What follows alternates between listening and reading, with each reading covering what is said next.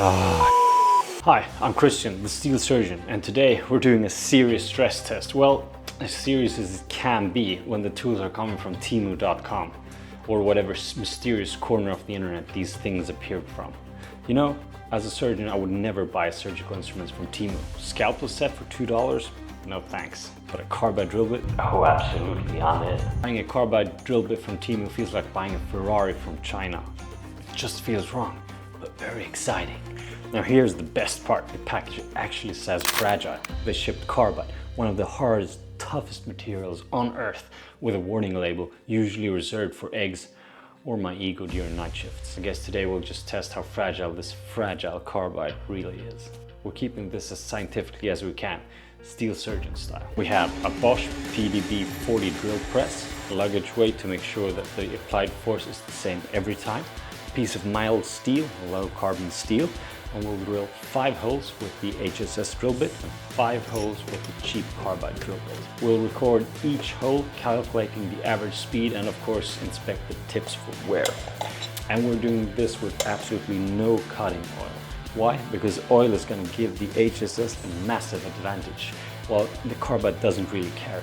And besides, it's just 5 holes, so we shouldn't be able to overheat the carbide in that short amount of time.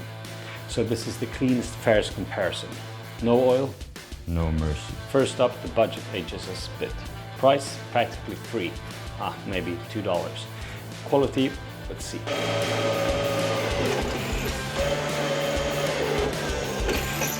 Alright, so the HSS bit is still alive. It's slower than my residence at 4 AM, but still alive. Edge looks a bit rounded, understandable. It's tried its best. Now the moment you guys been waiting for, the TEMU Carbide drill bit, aka the fragile Ferrari. Let's see if it snaps or slaps.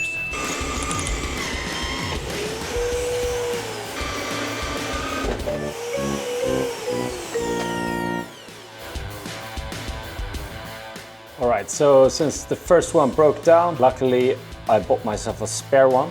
This one looks really pro. Let's check if this one can perform better. I really hope so, because the last one was terrible. 5 holes, we got some minor dents, nothing major. This is the HSS drill. First carbide drill bit looks like this. It snapped right off.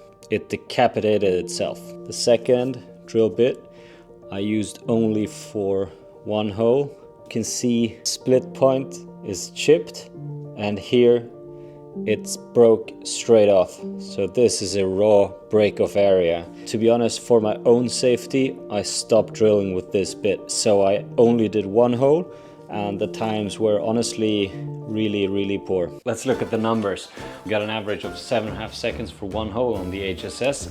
The carbide, well, both drill bits, and I used 2 different drill bits, lasted only 1 hole, and then they broke. I'm really surprised, because the cheap carbide should be a lot faster. So the carbide was actually slower, shockingly, because carbide should cut steel like I cut through, well, let's say just things I'm very qualified to cut through.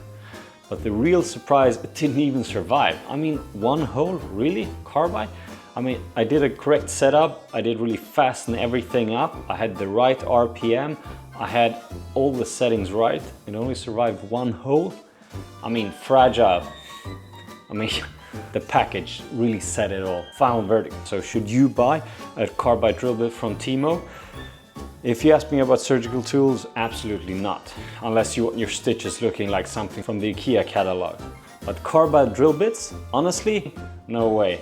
But to be fair, I mean, I bought a Chinese Ferrari. What should I expect? It drilled slower, it broke after 1 hole, and well, there you have it. Thanks for watching. I'm Christian, the steel surgeon. Remember, I'm doing these tests with my own money to see if the product's worth it, so you can decide whether you buy it or not. If you enjoyed the blend of steel science and bad surgeon jokes, hit the like button, please hit subscribe, and tell me what else I should torture in the future. See you in the next operation.